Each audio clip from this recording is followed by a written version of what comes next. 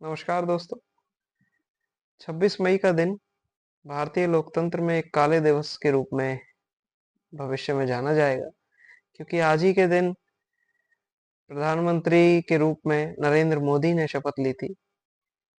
अब कुछ लोग कहेंगे कि मैं इस तरह से नरेंद्र मोदी को क्रिटिसाइज क्यों करता हूँ।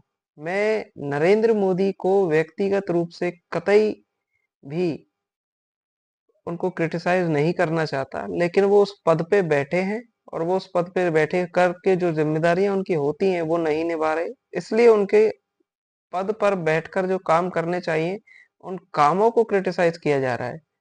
उस पद पे चाहे कोई और व्यक्ति बैठा हो या बैठा था, उन सबको मैं इसी तराजू से तोलता।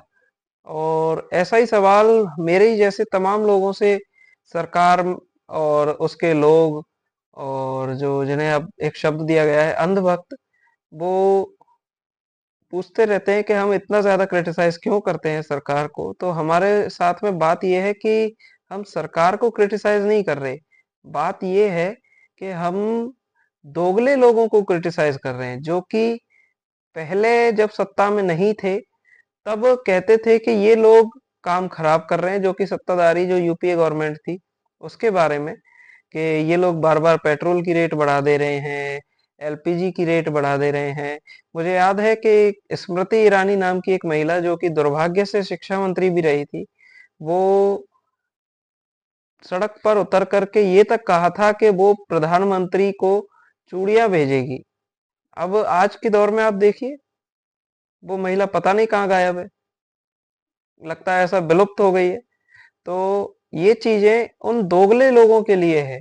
हमारी कोई उनसे ना तो कोई दुश्मनी है ना कोई दोस्ती है, दोस्ती छोड़िए, रिश्तेदारी या कोई भी चीज नहीं है।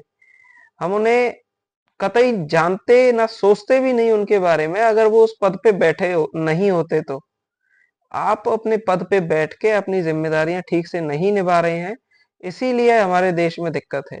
मुझे याद है नरेंद्र मोदी ने प्रधानमंत्री बनने से पहले एक बात कही थी एक इंटरव्यू के दौरान, कि भारत 100 करोड़ का देश है, भारत में दुनिया पे दबाव बनाने की ताकत है, 100 करोड़ लोगों का बाजार है। तो अब जबकि जनसंख्या 150 करोड़ हो चुकी है, तो अब वो नरेंद्र मोदी जब प्रधानमंत्री बन गए हैं, तो उन्हें अब वो बात क्यों नहीं कह मन में आ रही है, और वो क्यों दबाव में आकर के, जो 5,000 किलोमीटर दूर से ही हमारे लिए तेल उपलब्ध था, अब 40,000 किलोमीटर दूर से हमको इंतजार करके और वो पेट्रोल और डीजल के लिए वो तेल महंगे दामों पे खरीदना पड़ेगा।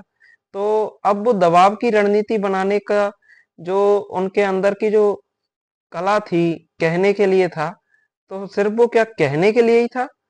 तो हमारा जो सरकार को क्रिटिसाइज करने का कारण है, वो उनके दोगलेपन के लिए है, और नरेंद्र मोदी के कर्तव्य को जो वो नहीं निभा रहे हैं उसको लेकर के है।